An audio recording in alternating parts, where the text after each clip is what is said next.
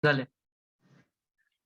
Ahí está. Bueno, hola. Este va a ser nuestro anteúltimo encuentro. Hoy vamos a ver el texto de Schlick sobre el viraje de la filosofía, que consiste en eh, una pretendida transformación de toda la filosofía desde el Círculo de Viena. Ellos creen haber encontrado eh, la definición de filosofía correcta y eso es lo que va a dar el primer pie hacia las prácticas que van a llevar eh, a cabo el Círculo de Viena y sus trabajos posteriores.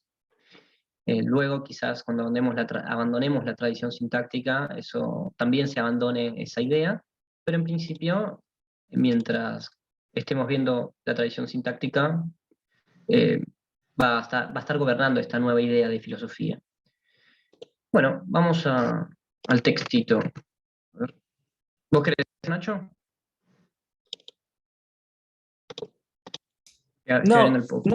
no, por el momento, bueno, solamente lo siguiente, o sea, ya vamos a insistir sobre esto, pero aprovechando que es el principio del video, la vez que viene es nuestro último encuentro del curso propiamente dicho. Después de eso, les vamos a hacer llegar la invitación como para poder seguir discutiendo estas cosas, más en forma horizontal dentro de un grupo de lectura que la idea es mantener durante el resto del año, pero bueno, en principio terminaríamos con el curso y tendríamos un tiempo de vacaciones propiamente dicho, y ahí simplemente vamos a pasar los datos a la Secretaría de Extensión de la facultad para poder indicarles quiénes estuvieron asistiendo al curso y demás, para que en todo caso puedan recibir en su momento su certificado. Sepan que el certificado tarda, ¿sí? Entonces viene bien que tengan paciencia, pero bueno, eventualmente les va a llegar vía mail justamente el certificado de aprobación del curso a quienes asistieron al número de reuniones correspondiente. Así que bueno, eso simplemente.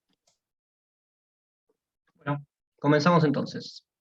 El texto es El viaje de la filosofía, es un artículo que escribe Maurice Schlick, queda como el número uno de la revista Erkenntnis, Conocimiento, que es la revista oficial del Círculo de Viena. Eh, bueno, Maurice Schlick, no es casual que este sea el primer artículo de esa revista, esto es debido a que quien formó el Círculo de Viena, propiamente dicho, es este mismo autor. Bien, acá algunos datitos del autor. Nació en 1882 en Berlín, murió en 1936 en Viena. Fundó, como dijimos, el Círculo de Viena. Algunos trabajos que escribió uno es sobre la reflexión de la luz en un medio no homogéneo, un trabajo clásico para estudiosos de la física. La sabiduría de la vida, el título en realidad lleva el término eudaimonía, el término griego para hablar de felicidad como bienaventuranza. Eh, Acá vemos entonces que los intereses de este señor no se reducen a solo la ciencia, sino también a un aspecto que podríamos decir que hoy en día consideramos parte de la filosofía, eh, quizás epicureísta, en el sentido de que el fin de la vida es la felicidad, el fin de la ética. Otro trabajo es La naturaleza de la verdad según la lógica moderna, mucho más acercado a lo que aquello por lo que conocemos a Schlick. Y un dato interesante es que se destaca este personaje por escribir 10 años antes que Einstein un artículo sobre la teoría especial de la relatividad. Pasamos al siguiente. Recordemos que el Círculo de Viena es crítico de las nociones absolutas de espacio y tiempo en Newton, y en ese sentido también son críticos de esas nociones en Kant. Bien, ha logrado el texto, la pregunta principal de este texto, con el que comienza, es la idea de si ha logrado la filosofía algún progreso. ¿La filosofía progresa? ¿Ha progresado en la historia? ¿La humanidad pudo progresar filosóficamente? Bueno, a esto lo que dicen los autores, Schlick principalmente, y solo Schlick, es que en el pasado tenemos la idea de que la filosofía progresó, quizás con nombres propios, vemos que hay una especie de transformación de autor a autor, es decir, que los progresos se van marcando por los nombres de quienes han desarrollado alguna filosofía.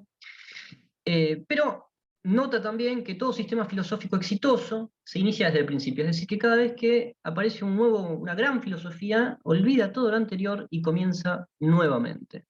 Es decir, que podemos hablar de acumulación en ese sentido, podemos decir que la filosofía progresa si cada vez que comienza nuevamente destruye o olvida todo lo de sus predecesores, como este autor. Bueno, como ejemplos pone a Descartes, Spinoza y Kant, y nos dice lo siguiente: 2000 años de experiencia parecen mostrar que que ya no puede tomarse en serio los esfuerzos por poner un fin al caos de los sistemas, y esto, bueno, cada vez que aparece un sistema nuevo, modifica el destino de la filosofía, con lo cual no podríamos hablar de progreso. Ante esta situación, lo prudente parece el escepticismo. Es decir, que si tomamos el camino de la filosofía tal como ha venido y la filosofía siguiera como venía en la época de Schlick, entonces no podemos hablar de progreso, solo podemos hablar de caos, donde cada sistema comienza nuevamente y entonces lo que tenemos no es nada que pueda continuarse. Sin embargo, Schlick dice que ahora tenemos, ya por 1900, tenemos los medios para dar un cambio a esto, para que la filosofía empiece a ser acumulativa, pueda empezar a progresar. ¿Y cuáles son esos medios que dan origen a este viraje, a este cambio, a esta revolución que comenzaría con una filosofía constructiva? Este viraje positivo, ¿de dónde viene? Bueno, dice, estamos objetivamente justificados para creer que este destino estéril se va a terminar, porque tenemos los medios para poder hacer eso. ¿Qué medios se habían desarrollado entonces para Schlick, allá por principios del siglo XX, que posibilitaban este cambio respecto de la filosofía y este posible progreso? Una filosofía que dé camino a la acumulación y al desarrollo aparentemente imparable. Es decir, que ahora entre filósofos se pueda dialogar. Algo que sucedía antes es que como todo el tiempo se cambia de sistema, de revolución a revolución filosófica, se van cambiando los sistemas, no tiene sentido hablar de los sistemas anteriores, aparentemente, porque ya no manejan los mismos lenguajes. En cambio, acá, si tenemos los medios para hacer un lenguaje común de la filosofía, tendríamos un posible progreso. Bueno, ese es el camino de la lógica. Los medios están en la lógica. ¿De qué forma? Veamos. La nueva senda tiene su origen en la lógica. Leibniz lo vio confusamente, Frege y Russell abrieron tramos, pero finalmente Wittgenstein, ese autor que es escritor del Tractatus, dio lugar al viaje decisivo, a este viraje. Este viraje, entonces, de la filosofía es posible gracias a Wittgenstein. ¿Pero qué es lo que vio Wittgenstein?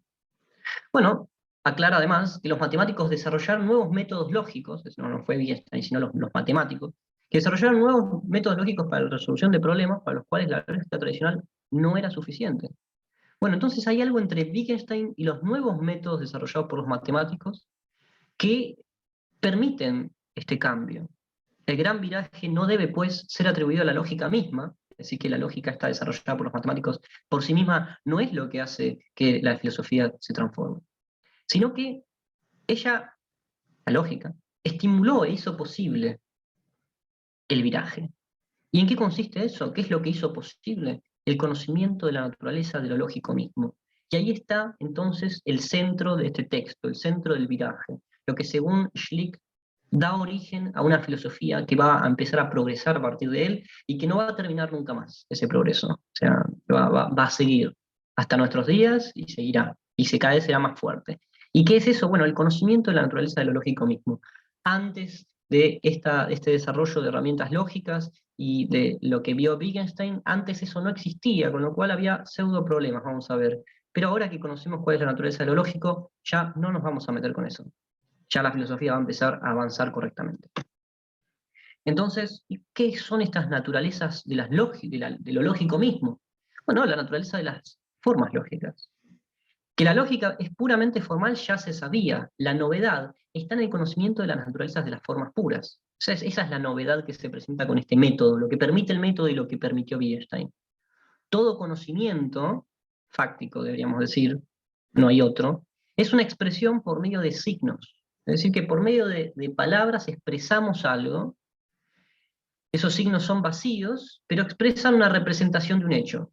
Y toda expresión que represente lo mismo, o sea, muchas expresiones lingüísticas o por medio de signos que representen lo mismo, lo que tienen en común es la misma forma lógica. Esto es lo que vio nuestro querido Wittgenstein. Así todo conocimiento lo es solo por virtud de su forma. Es a través de su forma como representa las situaciones conocidas. Pero la forma misma, a su vez, no puede ser representada. Es decir, que no se puede ir más allá de la forma. Solo ella es importante para el conocimiento. Todo lo demás es material inesencial y accidental de la expresión. No difiere, digamos, de la tinta con la cual escribimos un enunciado. Es decir, que hay palabras y también signos que si no refieren a una forma o no nos sirven para expresar una forma, no sirven para nada. Lo único que sirve acá entonces son signos, que son como la tinta, y las formas que expresamos con esos signos, que son el contenido, el conocimiento, lo que realmente importa y significa. El resto no. Consecuencias de esta idea de la naturaleza de lo lógico mismo y de que hay en común entre muchas expresiones una misma forma lógica y que el signo que no tiene forma lógica no es nada. Veamos. Nos liberamos de los problemas tradicionales de la teoría del conocimiento, acá pensemos en Hume, en Kant, ya no forman parte de la psicología, es decir, que ya ahora los problemas de la teoría del conocimiento no los pensamos en torno a una cuestión psíquica, sino que forman parte de la naturaleza de la expresión, del lenguaje. Es decir, que los problemas tradicionales de la filosofía o bien permanecen, pero ahora se entienden en términos de la naturaleza del lenguaje, es decir, que se van a disolver por medio de un análisis del lenguaje, o bien no son problemas reales. Es cognoscible solo lo que puede ser expresado. Y esta es la idea de que entonces los problemas forman parte de la naturaleza de la expresión. Solo se puede conocer lo que se puede expresar. ¿Y qué es lo que se puede expresar? Solo se pueden plantear preguntas con sentido acerca de lo que puede ser expresado. No hay preguntas incontestables, porque las que no se pueden contestar no tienen sentido, son pseudo preguntas. ¿Qué significa esto? Son sonidos vacíos que respetan las reglas de la gramática, pero violan las reglas de la sintaxis lógica descubiertas por el nuevo método. Es decir, que las preguntas sobre qué es el ser y esas preguntas por el estilo, si bien están articuladas correctamente por la gramática, no respetan la sintaxis lógica que este nuevo método nos permite develar.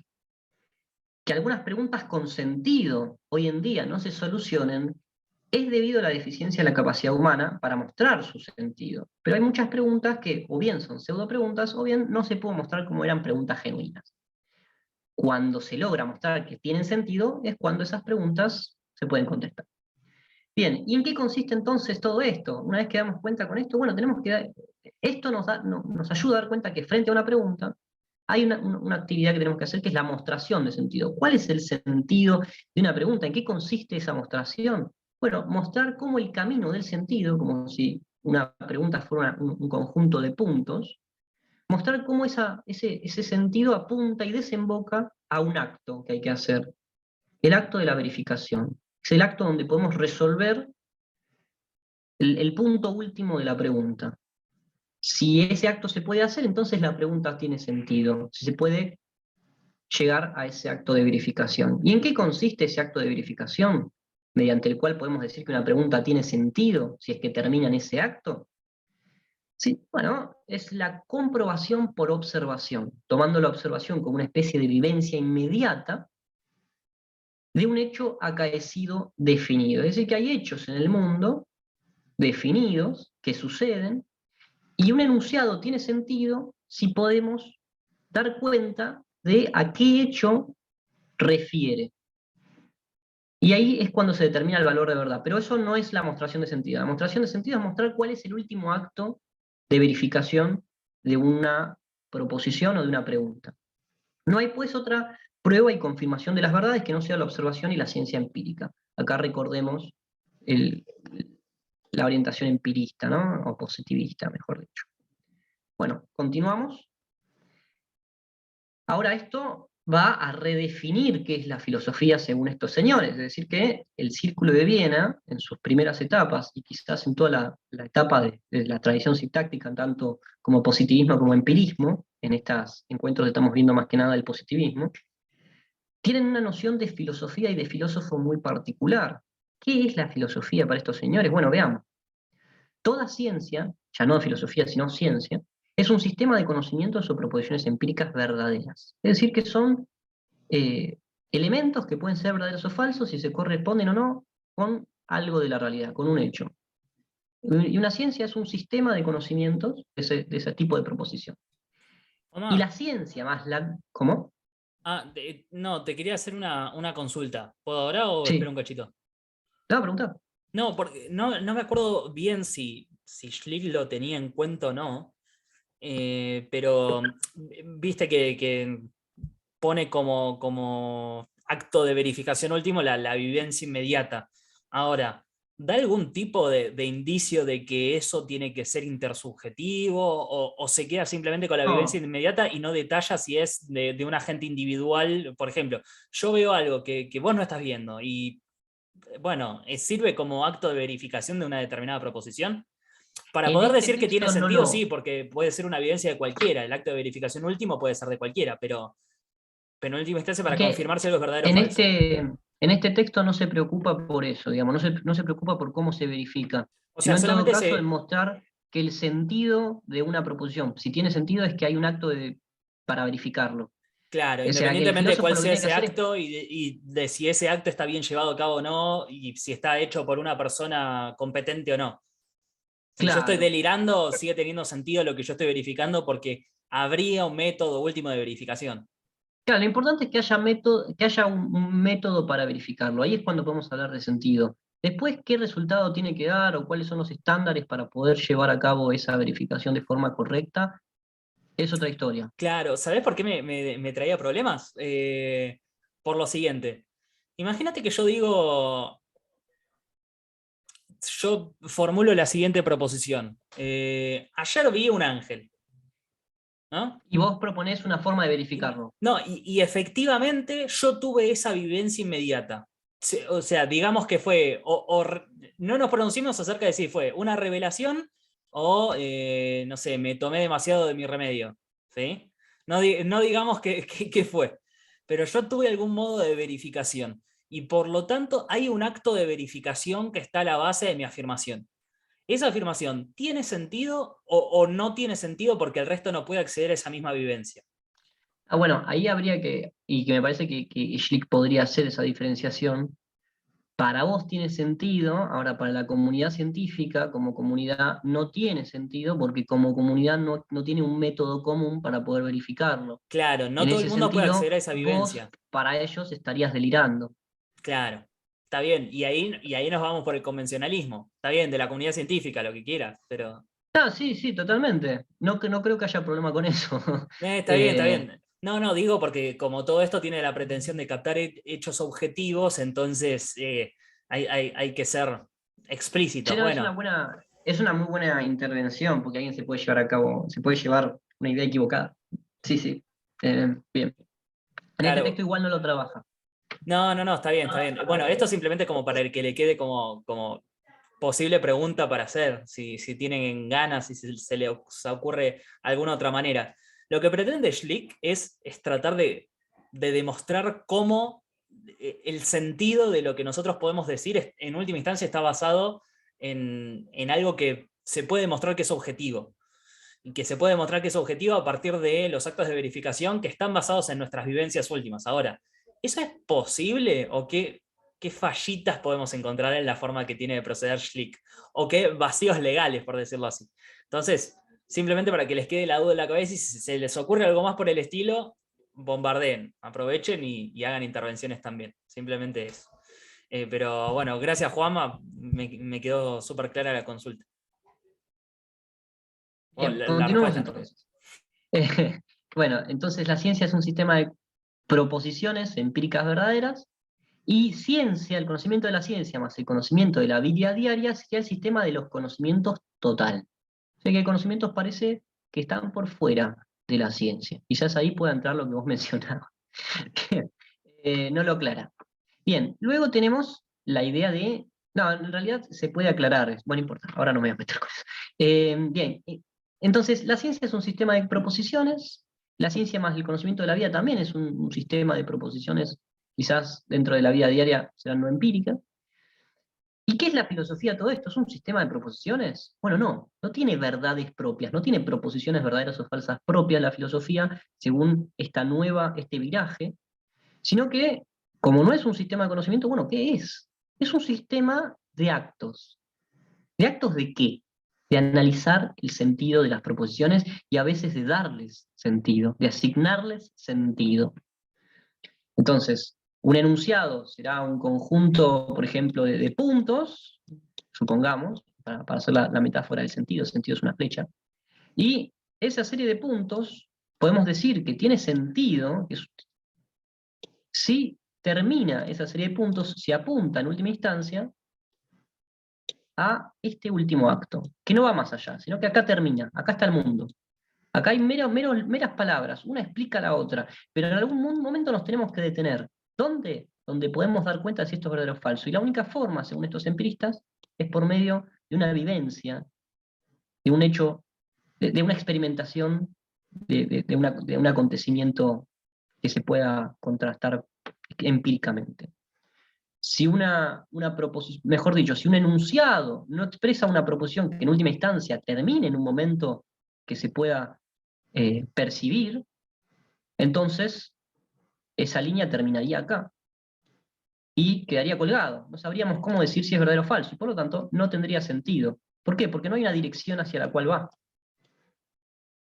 Bien, vamos al siguiente. ¿Qué es la filosofía desde este viraje? Bueno, ya vimos que no era un sistema de proposiciones, sino un sistema de actos. Veamos, es un sistema de actos, actividad mediante la cual se descubre o aclara el sentido de los enunciados, es decir, que se responde a la pregunta de qué significa un enunciado. Frente a un enunciado, el filósofo dirá qué es lo que significa. Y eso qué significa, mostrar cómo en última instancia termina en un acto de verificación. Eso es lo que debe hacer el filósofo. Ahora, también se ha afirmado usualmente que es la reina de las ciencias. Eso llevó a muchos a creer que, siendo la reina de las ciencias, es la que brinda sus fundamentos mediante proposiciones y cuáles son sus fines también mediante proposiciones. Verdades a priori también. Bueno, no, eso no es. Ya dijimos que no es un sistema de proposiciones, sino un sistema de actos. No deja de ser la reina de las ciencias. En tanto que es la que le permite a las ciencias en algún momento encontrar su camino, cuáles son sus proposiciones fundamentales y qué sentido tienen. Ahora, en ese sentido, la filosofía devela el sentido de las proposiciones y la ciencia luego debe de verificarlas. Es decir, que saber si una es verdadero o falso y cuáles son los mecanismos científicos o cuáles son los procedimientos que hacen a la ciencia, eso quedará para después. Pero la ciencia es la que se encarga de eso. Proporciona la base y la cima del edificio de la ciencia, pero no mediante proposiciones, ya lo dijimos. ¿Por qué? Porque si brinda proposiciones que no deberían verificarse, serían metafísicas. Esa es la idea detrás de esto. Es fácil advertir que la tarea de la filosofía no consiste en construir proposiciones. Acá, ¿por qué la filosofía no se encarga de construir proposiciones? Bueno, ¿por qué? Bueno, y que su tarea es conferir sentido a enunciados y no otra cosa. Que conferir sentido no supone el uso de otros enunciados. Por ejemplo, si doy significado de mis palabras mediante proposiciones y definiciones explicativas, es decir, con ayuda de otras palabras, podría preguntarse el significado de estas nuevas palabras, y así sucesivamente. Este proceso no puede desarrollarse hacia el infinito. Siempre se debe llegar a un punto final. En el momento de señalarse situaciones de hecho, que de hecho al presentarse y mostrarse, nos dirían qué significaba esa proposición. Es decir, llegar a auténticos hechos.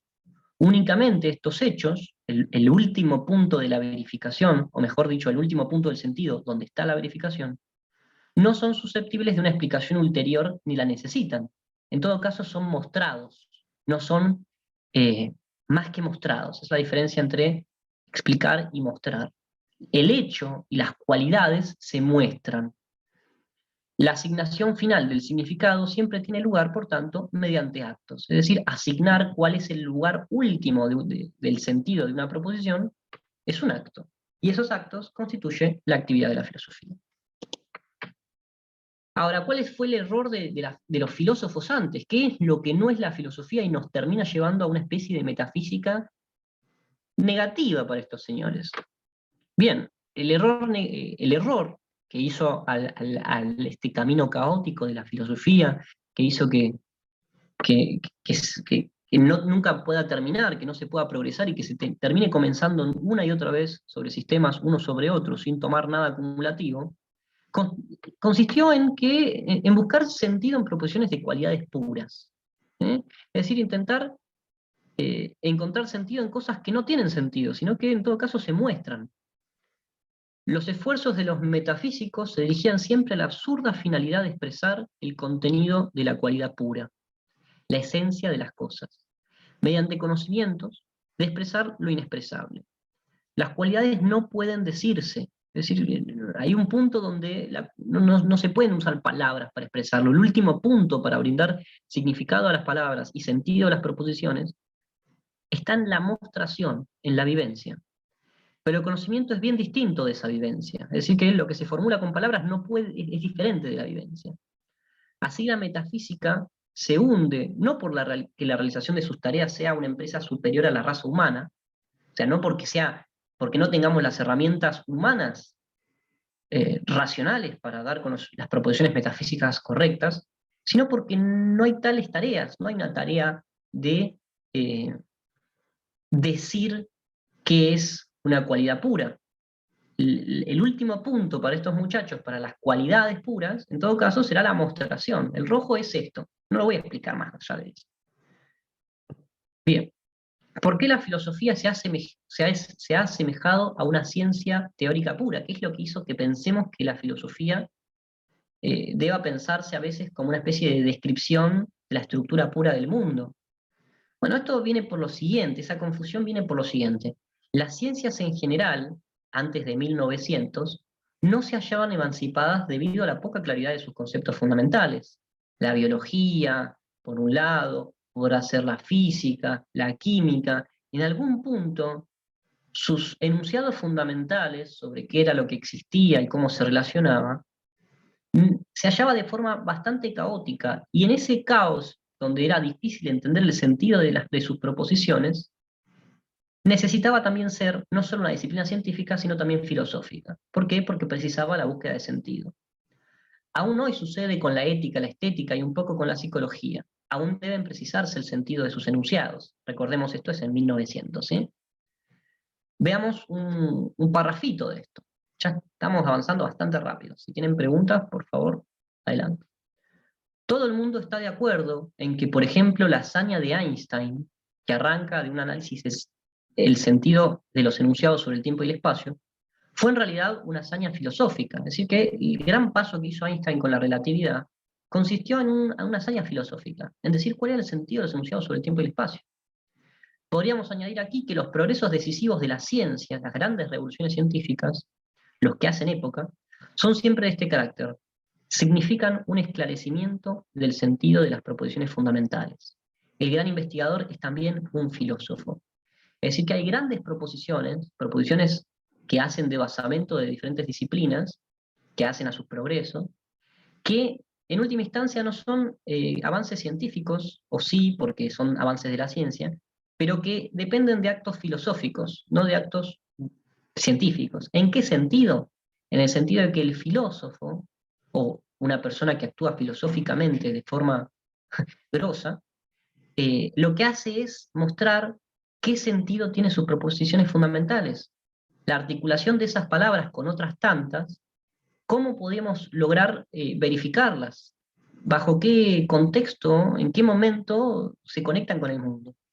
Y ese acto de conectar mundo con esos enunciados, el primer acto, el acto de bautismo, está en un acto filosófico, que le brinda sentido a las proposiciones fundamentales. Es decir, que quizás las disciplinas que hoy en día no avanzaron, si es que hay alguna de esas que aún no avanzó y sigue siendo filosófica, hará su gran avance cuando se pueda mostrar cómo sus proposiciones fundamentales se pueden verificar, según estos muchachos. Palabras finales sobre el viraje de la filosofía. Es decir, que ya casi terminamos, súper rápido. Bien, esta es las dos últimas páginas del texto. Y la tarea es puntualmente esa. Es decir, cómo se transformó la filosofía. ¿Cuál es este viraje, esta vuelta de página que va a hacer que la filosofía comience a avanzar de una vez por todas? Bueno, saber cuál es su tarea. La de conferir con un carácter definitivo y final el sentido de los enunciados. O bien tenemos ese significado, o bien no lo poseemos. Y en este caso, solo tenemos delante palabras vacías, y aún no verdaderos enunciados. De este modo, la filosofía muestra, después de este viraje, la última instancia de su carácter, con mayor lucidez que antes. Es decir, que frente a una pregunta, o frente a un enunciado, el filósofo debe decir si tiene sentido o no. Si no tiene sentido, lo descarta y no intenta responderlo. ¿Por qué? Porque no tiene sentido. Así nomás. Y si tiene, bueno, es una cuestión soluble y gracias al análisis filosófico de cuál es el sentido, vamos a poder saber cómo decidir qué aceptar respecto de la pregunta o respecto del enunciado. Porque claro, mostrar el sentido es mostrar cómo se puede verificar. Bien. Sin duda muchos seguirán durante siglos, dice en el último párrafo Schlick, vagando a lo largo de las sendas tradicionales. Los escritores filosóficos seguirán discutiendo durante largo tiempo los viejos pseudoproblemas, pero al final ya no serán escuchados.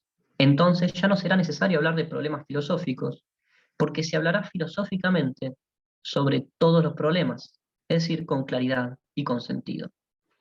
Ese sería el espíritu de Schlick y del Círculo de Viena. Bueno, ahora quedan dos cositas más. Esta es cómo terminó Schlick. Debido al ascenso del nazismo en Alemania y Austria, muchos de los miembros del Círculo de Viena emigraron hacia Estados Unidos y el Reino Unido. Schlick, sin embargo, permaneció trabajando en la Universidad de Viena. Como fue visitado por Herbert Feld en 1935, Schlick expresó su consternación por los acontecimientos en Alemania.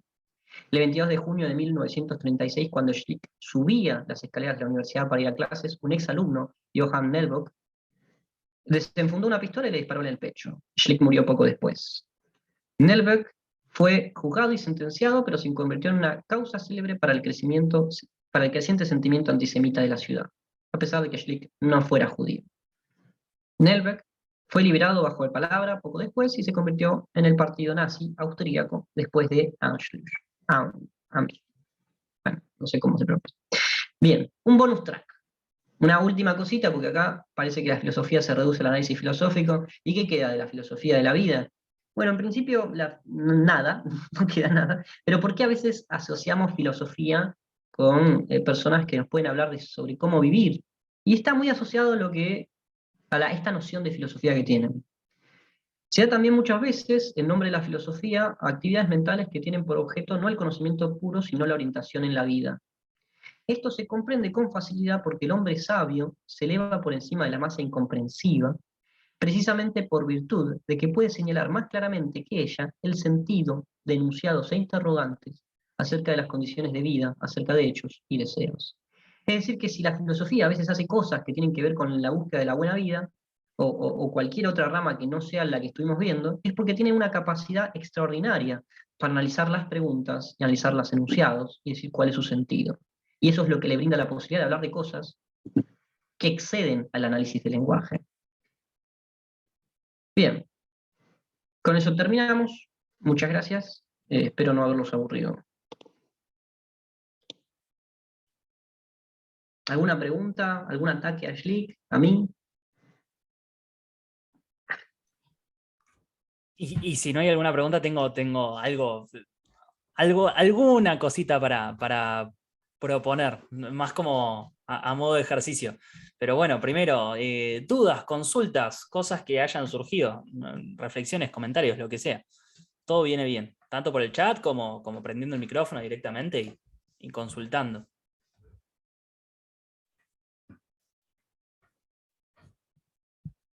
Pobre, yo vi que Alberto acaba de llegar encima, pobrecito. Pero bueno. No, la última sesión es la vez que viene. La del viernes que viene es la última. ¿De qué nos vamos a hablar, Nacho? Positivismo y realismo. Otro artículo de Schlick. Porque, bueno, simplemente para que sepan también como dato curioso, a Schlick lo amaban todos en el Círculo de Viena y prácticamente, o sea, estaban peleados acerca de un montón de cosas y con posturas demasiado diferentes, pero al parecer la unidad del grupo estaba en que todo el mundo quería mucho a Schlick y le parecía a todos le parecía un capo, ídolo, genio, maestro de la vida, Schlick, y bueno, lo querían seguir y terminaba armando el círculo casi como decir que pusieron el nombre de la asociación en nombre de Musk, pero si no, hubiera sido Schlick tranquilamente. ¿Que quién le puso el nombre? No fue Schlick, no le iba a poner su propio nombre. No, no, no, no, Eh, no. ¿Sabés que no sé a quién se le ocurrió ponerle el nombre de Musk a la no, no asociación? es Schlick. Me parece que es Schlick, no, él No, es el no, que... Schlick no, porque de hecho no fue el que. No fue el que tuvo la idea de fundar el grupo en primer lugar. Me quiero acordar. Hans Hahn, capaz. Puede ser que Han. Sí, sí, sí. Tranquilamente puede ser. Pero bueno, ¿alguna consulta que haya surgido en el medio? Primero, si les pareció obviamente entendible la posición, creo que dentro de todo eh, bueno, justo el tema es simple en el sentido de que muestra en realidad cuál es la diferencia y la tarea de la filosofía ahora con respecto a lo que se hacía normalmente. Eh, yo Ahora lo para pongo. ellos, digamos. ¿Cómo? Ahora para ellos. Yo no sé Sí, si... sí, sí. En todo caso, acá tendríamos como unos primeros pasos para hablar de una tradición analítica, donde la Claro, filosofía para una tradición analítica consiste en el análisis del lenguaje. consulta. ¿Todo el mundo acá sabe más o menos la diferencia entre filosofía analítica y lo que se suele llamar filosofía analítica y continental? Sí, no, más o menos.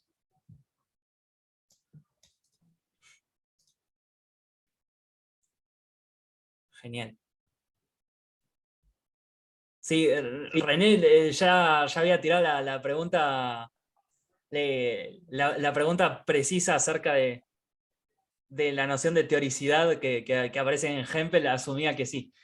Bueno, a ver, en líneas generales, eh, bueno, igual esto encuentro, Juanma, así que explícalo vos, y yo después en todo Bueno, caso hago algún aporte. primero comencemos con las palabras. ¿De dónde viene a hablar de analítico o continental? Nos podemos retrotraer un montón, pero no lo hagamos. Continental refiere a la parte del continente europeo y analítico usualmente a las filosofías de territorio anglosajón, más que nada Gran Bretaña y Estados Unidos.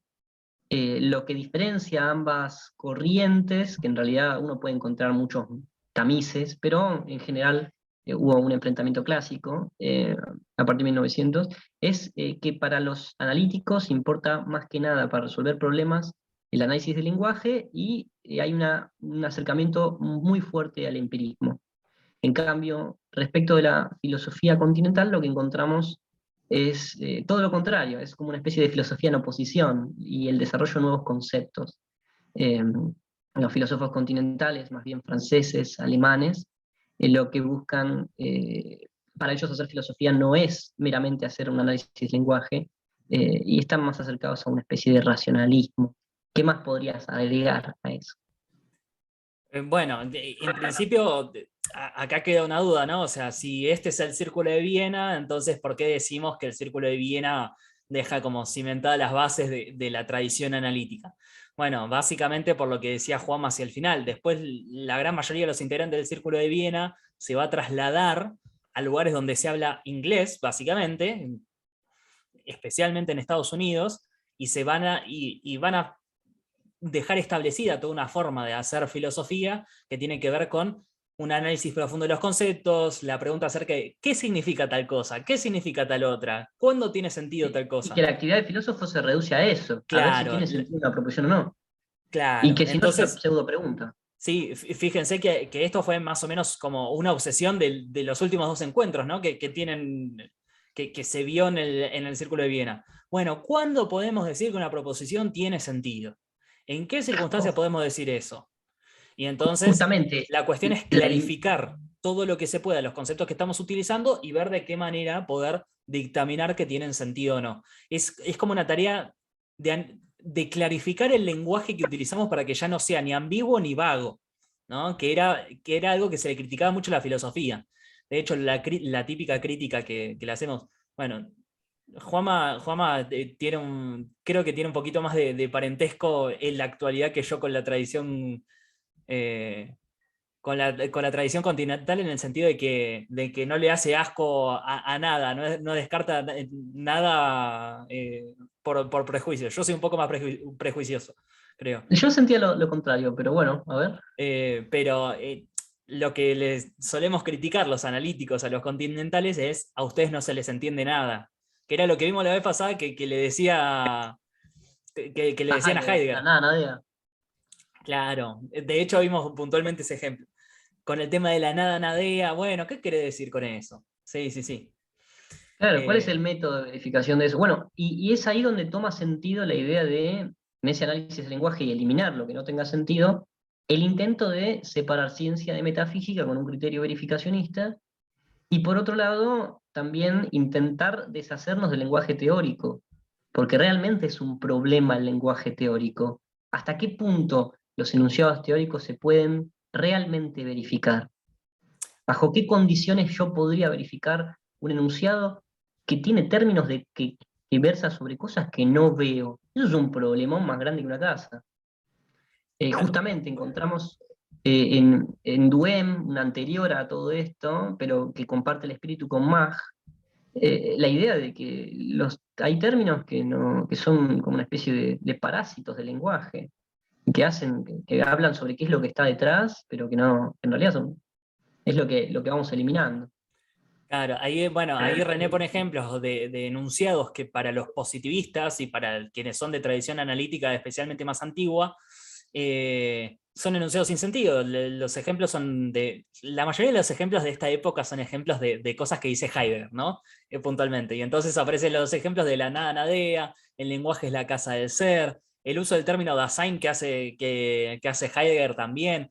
Critican un montón el vocabulario de Heidegger porque, de hecho, dicho por el propio Husserl, el maestro de Heidegger, Husserl era una persona que en su primera época como fenomenólogo estuvo muy bien visto por el positivismo, ¿no? Especialmente en la época de las investigaciones lógicas. Eh, y Husserl cuando se pelea con Heidegger, y Heidegger gana digamos, un puesto importante en una universidad que no va a abandonar a pesar de que se instaló el régimen nazi, eh, lo que le critica Husserl a Heidegger es, bueno, este tipo está diciendo lo mismo que yo, lo único que con palabras complicadas y no se le entiende nada.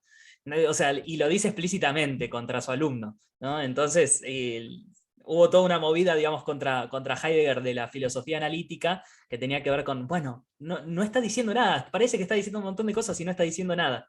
Y justamente más o menos en esa línea es que se va a mover todo la tradición analítica, especialmente al principio. Y el tema del lenguaje teórico era algo importante, ¿por qué? Porque había un montón de enunciados que tenían que ver con la existencia del éter en ciencia, o de otro, o la existencia del flogisto, o de un montón de otros términos que se utilizaban para cosas que no se podían ver directamente, pero que se utilizaban para explicar cómo funcionaba el mundo que tenemos alrededor, que para la tradición de esa época se podían eliminar tranquilamente. O sea, la pretensión era simplemente hablar de lo que podemos ver. Y si no lo veo, no lo creo, y tampoco debería estar hablando de ello. Porque si no, vamos a caer en las expresiones sin sentido de los metafísicos y de los continentales, por decirlo así, ¿no? Entonces aparece toda esa movida, se forma la tradición analítica para poder contraponerse a los continentales que supuestamente estaban haciendo una filosofía en la que todo lo que se decía básicamente no refería a nada y tampoco tenía mucho sentido para poder extraer. Así que es interesante esa contraposición, ¿no? Y es interesante también que a partir de eso, mismo en el ámbito de la ciencia, se trata de separar aquellos términos acerca de los cuales se puede decir algo, eh, bueno, acerca de los cuales se puede decir algo con sentido, que se los puede relacionar con cosas que podemos ver, y aquellos términos que no, ¿no? Entonces, bueno, eso básicamente. Creo que estaba por hacer una pregunta Alberto y después respondemos la de René que estaba en el chat. Hola, sí, buenas tardes a todos, ¿cómo están? Disculpen que hoy me conecté muy tarde y Pero por finalmente favor, no pude ver la presentación. está grabada igual, Qué así pesar. que quédate tranquilo. Bueno, excelente, gracias.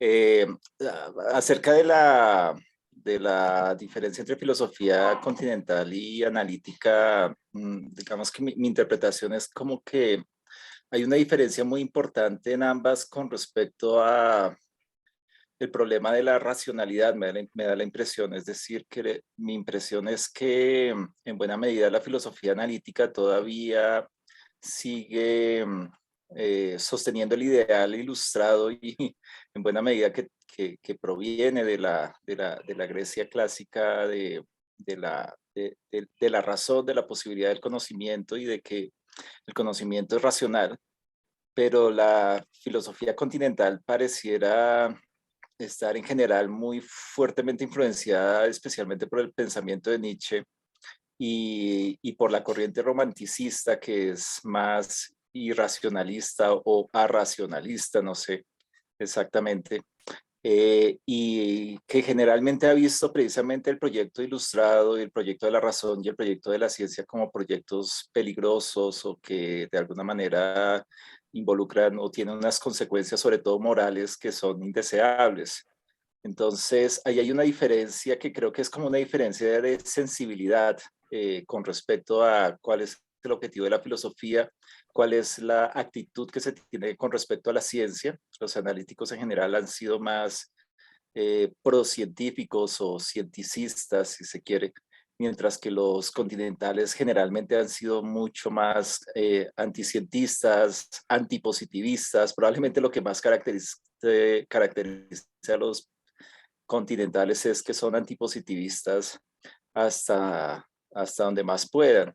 Y, y en ese sentido son sensibilidades muy diferentes. Entonces, mientras que el Círculo de Viena, pues obviamente es una filosofía, o el positivismo lógico es una filosofía de la ciencia o procientífica y con un interés incluso de hasta de expandir esto a todas las consecuencias posibles. Definitivamente la posición de la filosofía continental es completamente opuesta y uno lo puede ver, por ejemplo, en el caso de lo que haría la Escuela de Frankfurt y demás. Y más adelante, pues lo que se va a desarrollar con el posmodernismo, el postestructuralismo y todas esas corrientes.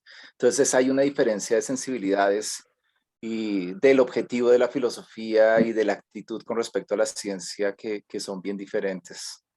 Me parece que comparto con vos la idea de que hay una diferencia de actitud respecto de la ciencia, pero no sé si diría que hay diferentes, habría que ver qué significa diferentes sensibilidades.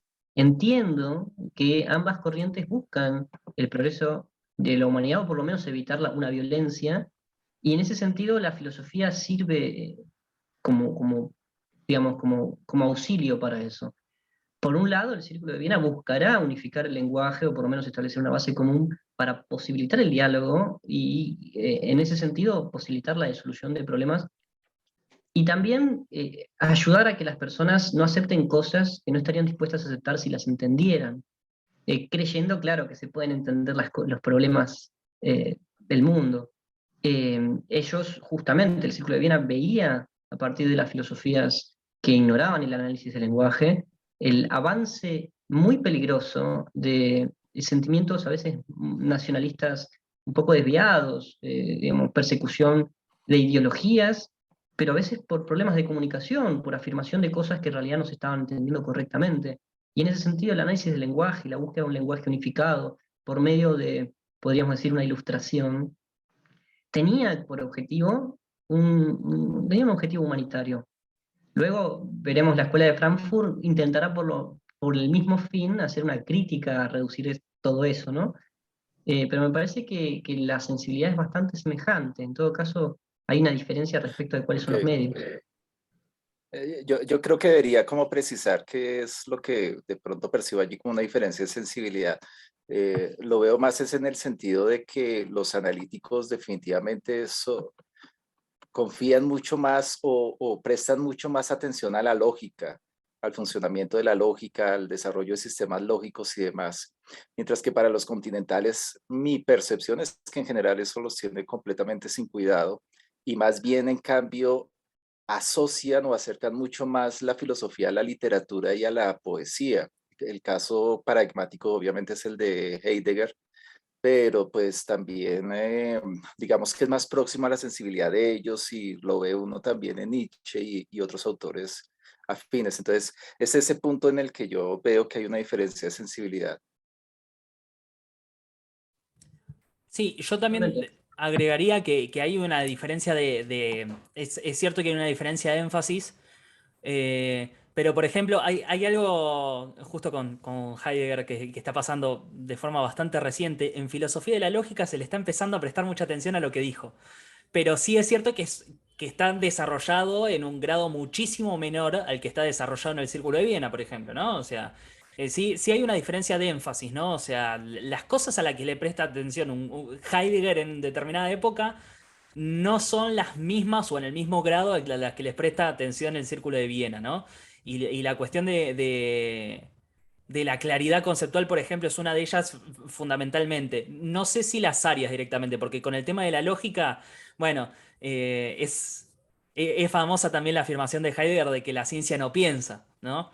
La ciencia no piensa. ¿Y por qué no piensa? Y bueno, porque de la lógica que tiene que ver con proveer las herramientas para poder pensar correctamente se encarga la filosofía. Entonces la filosofía se encarga de pensar, le da todo masticado a la ciencia y la ciencia entonces simplemente ejecuta. Y entonces hay cierta tensión de, por ejemplo, los continentales a las mismas áreas, a ver por qué funciona la ciencia como funciona, por qué funciona la lógica como funciona, pero sí tenés toda la razón en que hay como un tinte diferente y hay una atención a áreas a las que sí no les presta atención el Círculo de Viena. Lo que es la literatura, pero ni por asomo, el Círculo de Viena no entendía nada acerca de eso. O sea, eran todos físicos, ingenieros. Es poco y nada lo que intenta recuperar de ahí.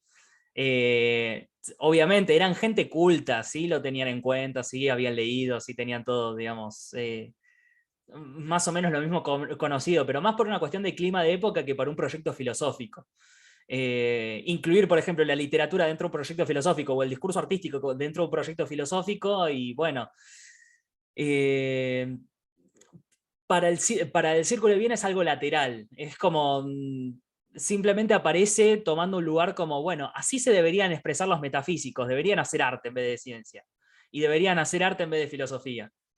Pero el arte queda casi como el último lugar al que se relegan los que quieren expresar su sensibilidad en contraposición con nosotros que lo que queremos es conocer el mundo.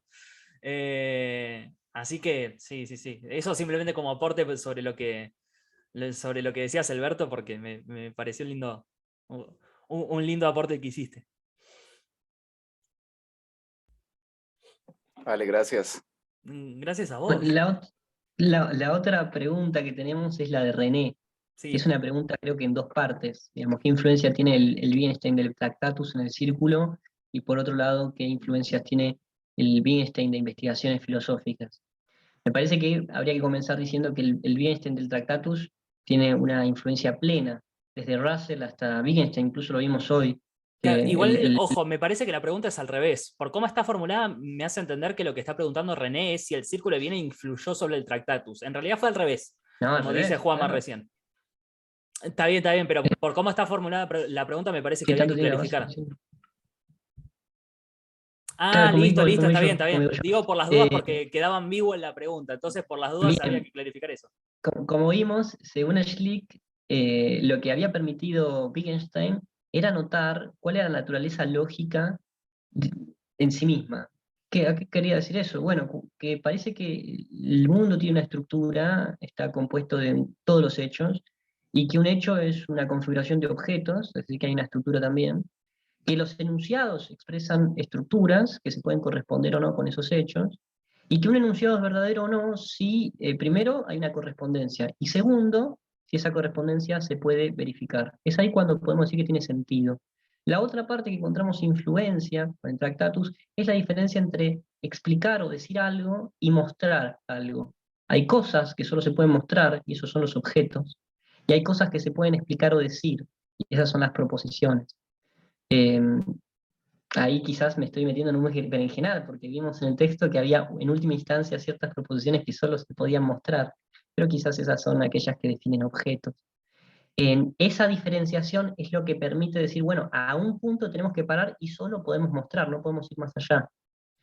Eh, y luego tenemos la otra pregunta, o sea, ahora quizás Nacho va a complementar las influencias del Tractatus. Claro, Bueno, el Tractatus también eso, permitió el desarrollo de las tablas de verdad, que son las que claro. permiten hablar de proposiciones contingentes, contradictorias y tautológicas, y si las tautológicas y contradictorias se pueden analizar desde la lógica formal, y las que son contingentes, bueno, merecerán a evaluar si tienen sentido o no, y luego verificarlas mediante una experiencia. Todo eso, de alguna forma, es gracias a Wittgenstein. Pero el cambio de Wittgenstein, bueno, me parece ahí, yo te haría un bocadito. El segundo Wittgenstein tiene influencia sobre una vertiente pragmatista. En ese sentido, el desarrollo del pragmatismo está muy influido por el segundo Wittgenstein.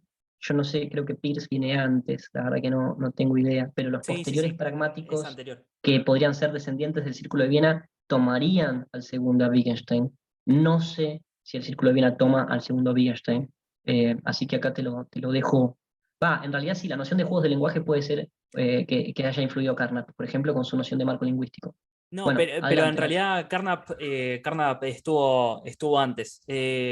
No, en realidad Wittgenstein era, bueno, cuando escribió el Tractatus, al ser muy, muy, muy jovencito, fue como todo un éxito, digamos, la recepción del Tractatus, pero después, en líneas generales, el Wittgenstein de las investigaciones filosóficas se considera un traidor al proyecto positivista. O sea, en líneas generales es básicamente eso. Es como, no puede ser que estés haciendo algo tan parecido a lo que están tratando de hacer nuestros detractores. Decir que el lenguaje simplemente tiene vida propia y que no podemos tratar de estructurarlo y organizarlo de la manera en la que queremos nosotros en el Círculo de Viena, ¿no? El Círculo de Viena tiene la pretensión de formar un lenguaje que sea lo suficientemente estructurado y claro como para no dar lugar a ambigüedades y vaguedades, ¿no? Que era para ellos que el lenguaje tenga la posibilidad, el lenguaje natural, ¿no? Tenga la posibilidad de ser ambiguo y vago, es lo que en última instancia es la fuente de las expresiones de los metafísicos. Al Wittgenstein cambiar de opinión acerca de su forma de estructurar el conocimiento y el lenguaje, las investigaciones filosóficas, especialmente con la cuestión del lenguaje, con la aparición de los juegos del lenguaje y demás, diciendo que el significado de las palabras es básicamente su uso, da lugar a que entonces el lenguaje no se pueda organizar de la manera en la que quiere el Círculo de Viena. El Círculo de Viena ya no tenía ni vigencia ni existencia para el momento en el que Wittgenstein propone o lanza sus investigaciones filosóficas. Pero básicamente por eso se habla de un primer y de un segundo Wittgenstein, porque el primero tenía una consecuencia casi total con las propuestas del Círculo de Viena, y el de las investigaciones filosóficas va a quedar bastante descolgado con respecto a eso, y entonces se lo va a intentar recuperar, como bien dijo Juanma, desde una vertiente pragmatista, que va a recuperar algunos de los elementos del Círculo de Viena, pero sobre todo va a permitir, el Wittgenstein de investigaciones filosóficas, va a habilitar algunas herramientas que le van a servir a los que son más detractores del Círculo de Viena. La nueva filosofía de la ciencia incorpora un montón de elementos de las investigaciones filosóficas de Wittgenstein para poder contradecir cosas que decía el Círculo de Viena. Es el ejemplo, o Wittgenstein va a ser tomado como uno de los ejemplos de cómo se puede superar al positivismo. Es básicamente como, bueno, si este tipo, que es el que le dio la base al Círculo de Viena para poder hacer lo que hizo, se convirtió, ¿por qué no tenemos que hacer lo mismo todos nosotros? Y entonces, básicamente, va a ser con esa bandera, con la bandera de tener las investigaciones filosóficas de Wittgenstein en la mano, con la cual se van a contraponer a un montón de las propuestas del Círculo, ¿no? Puntualmente el proyecto de, bueno, a partir de las investigaciones filosóficas de Wittgenstein, pero también a partir de un montón de otras cuestiones que empiezan a surgir en filosofía del lenguaje, eso podríamos estar siglos desarrollándolo, va a haber un diagnóstico generalizado de que la tarea del Círculo de Viena de clarificar absolutamente el lenguaje y tener un lenguaje que no tenga ningún tipo de ambigüedad ni de vaguedad es una tarea inútil, es una tarea que no se puede hacer. Y lo que tenemos que hacer no es simplemente lograr formular un lenguaje formal que nos permita organizar todo el conocimiento científico. Eso no se puede hacer. Entonces, ¿qué tenemos que hacer? Analizar el lenguaje natural tal como viene. Y analizar el lenguaje natural tal como viene es algo que es completamente inspirado por las investigaciones filosóficas de Wittgenstein. Ver que el significado de las palabras es su uso tiene que ver con prestar atención a la circunstancia natural en la que se utiliza una determinada expresión para entender cómo funciona. cuál es el juego al cual se da lugar cuando estamos utilizando una determinada expresión en determinadas circunstancias. Hay una línea que... Hay cierta línea o cierta seguidilla, digamos, en la filosofía analítica, a través de la cual se puede hacer toda una especie de transición a partir de ideas acerca del lenguaje más fregeanas y russellianas, hasta filosofías más compatibles con las investigaciones filosóficas de Wittgenstein. Pero eso pasa en el ámbito de la filosofía del lenguaje. En el ámbito del Círculo de Viena se sintió casi como un choque. De hecho, muchas de las cosas que dice Wittgenstein, ya inclusive antes de las investigaciones filosóficas, pero obviamente no publicadas en ese momento, terminan siendo muy compatibles, por ejemplo, con ideas que tiene Kuhn, y que parecen ser radicalmente opuestas a lo que propone el Círculo de Viena. Entonces, no hubo una influencia por una cuestión temporal, por lo menos una influencia directa, pero sí hubo un choque grande con la propuesta del Círculo de Viena como tal. Hay algunos integrantes del Círculo de Viena que van a rescatar algunos elementos, o que van a empatizar con parte de la propuesta de Wittgenstein de las investigaciones filosóficas, pero no hay una influencia porque ya en ese momento no existía el Círculo de Viena para cuando salen las investigaciones. El Círculo de Viena también es muy célebre, pero fue en definitiva un grupo que duró poquitos años, además. Entonces hubo lugar para la influencia del Tractatus, pero no para la de las investigaciones. Igual es muy buena la pregunta. Yo diría que para poder rastrear la continuidad, o sea, rastrear compatibilidades entre ciertas cosas del Círculo de Viena y las investigaciones, hay que hacer una seguidilla a través de la filosofía del lenguaje, pero no con la filosofía de la ciencia. Alberto. Sí, quería comentar algo sobre el segundo Wittgenstein, y es que la influencia directa de él tiene que ver con lo que se llamó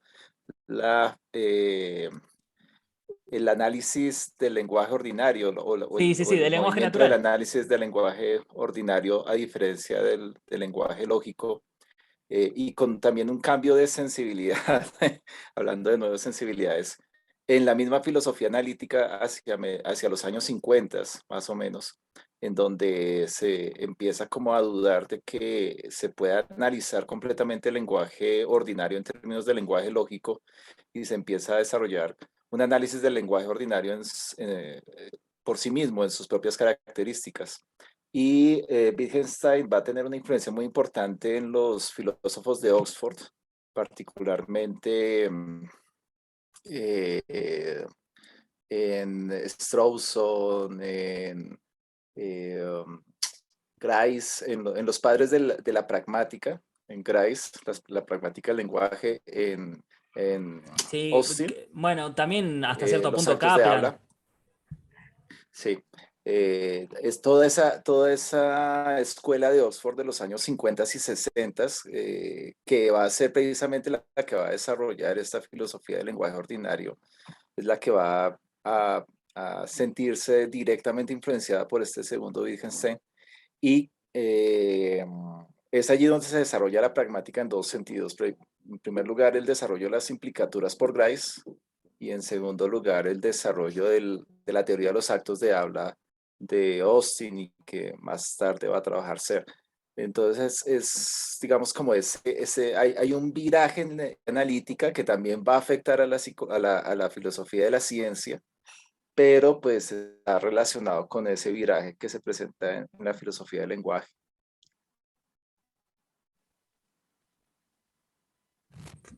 Ahí se trabó la imagen de Alberto. Ahí está. Ahí está. Justo se había congelado Alberto. Sí, también igualmente hay que agregar esto. La cuestión, entonces, esa influencia es cierto que aparece, pero bueno, como mencionaba antes, no va a ser una influencia sobre los integrantes del Círculo de Viena, por lo menos no directamente, sino que es lo que va a motivar en parte una base teórica que va a permitir desarrollar la nueva filosofía de la ciencia. Es decir, cuando aparece Kuhn, cuando aparece Feyerabend, cuando aparece, bueno, aparece una serie de filósofos que empiezan a cuestionar los presupuestos del Círculo de Viena, y en parte lo van a hacer desde una filosofía del lenguaje que es bastante diferente a la que planteaba, el primer Wittgenstein. Entonces sí va a ser importante la influencia del segundo Wittgenstein, pero no sobre el Círculo de Viena, sino sobre la filosofía de la ciencia de quienes van a discutir los presupuestos del Círculo de Viena. No sé si querés agregar algo, Juanma. No, me parece como muy definitiva la idea de que el segundo Wittgenstein no aparece mientras existía el Círculo de Viena, como círculo, así que ya no podemos hablar de una influencia. Y sí podemos hablar de una influencia total en el Círculo de Viena con el primer Wittgenstein. Ya me parece que con eso se responde. Solamente como paréntesis, qué lindo personaje Wittgenstein. Dijo, o sea, está bien, cambió de posición, bueno, como mínimo 2 veces, como mínimo 2 veces. Pero dijo cosas que le sirve a todo el mundo. O sea, yo no puedo creer que habiendo cambiado de posición no haya dicho algo que para alguien fuera inútil. O sea, bueno, sí, está bien, el Tractatus le sirve al Círculo de Viena. Las investigaciones filosóficas le sirve a toda la filosofía del lenguaje de corte pragmatista que viene después. Sobre la certeza le sirve a toda la epistemología social hoy en día. La verdad que es impresionante. Qué lindo personaje el que es. Estaría para hablar horas específicamente de él. Estaría para hacer un curso solamente de él. Sí, pero bueno, nuestro siguiente curso, si es que lo hacemos, va a ser sobre la siguiente etapa de todo esto. Claro. Bueno, bueno, a todo esto, no sé, René, si considerás tu pregunta respondida. Excelente. Excelente. Y por las dudas también te aviso, te preparé el capítulo de Silos, en el que aparece toda la cuestión del dilema del teórico y demás. Eh, Te lo preparé como para poder publicarlo en cuanto publiquemos el video. David pregunta, ¿el siguiente curso de qué será?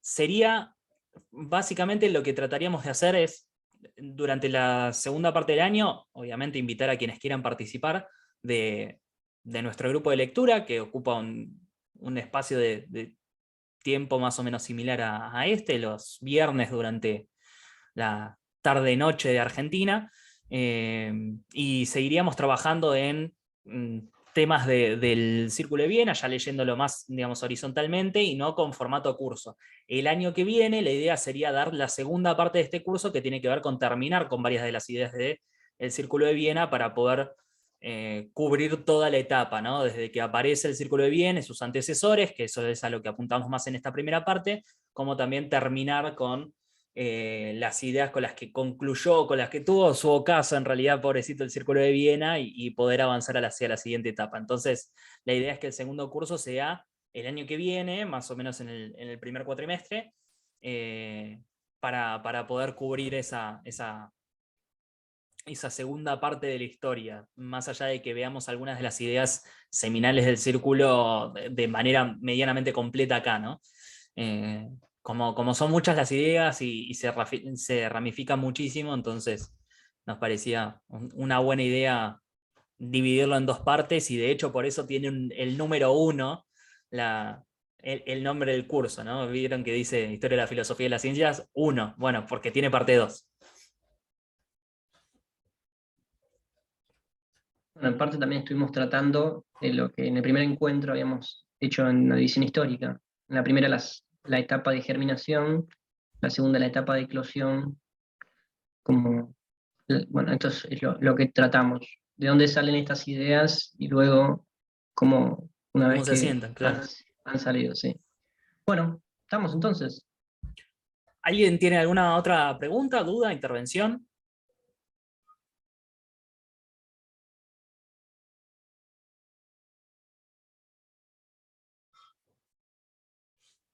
Bueno, muchas gracias por acompañarnos. Ahí, a ver, decir horario argentino. Ah, Decir horario de filosofía, ¿es más filosofía continental o analítica? No, yo creo que analítica, pero porque estamos en el mismo, o sea, en Argentina siempre tenemos el mismo uso horario, entonces, sí, por lo menos estamos fijando un punto de referencia. Eso es algo que haría un filósofo analítico. Decir Y continental la sería pregunta que está simplemente haciendo la decir el compañera horario y no también, ¿eh? aclarar. La pregunta que hace la compañera también es una pregunta analítica. Preguntar por el sentido de las afirmaciones. Claro, claro. Pero bueno, cuando fijamos punto de referencia, fijar punto de referencia o fijar el sistema de referencia que estamos utilizando es bien de analítico. Eh, de, de, de continental sería no decir nada, sería poner en el grupo, bueno, comenzamos a las 6 y no aclaramos. Hay distintas interpretaciones, distintos puntos de vista que son igualmente correctos. Bueno, yo no sé si estoy insultando a alguien que tenga orientación continental, pero con esto, pero quien se Bueno, dé por aludido le sirve. bueno, nos vemos entonces en el siguiente encuentro. Hasta luego. Dale, nos vemos en el siguiente encuentro entonces y bueno, sepan que, o recuerden, mejor dicho, que es el último, entonces nos estamos viendo el viernes que viene y ya con eso cerramos el curso propiamente dicho. Después obviamente les llegará la invitación para poder seguir teniendo reuniones, pero ya en un formato más relajado. Bueno, saludos. Muy buen fin de semana.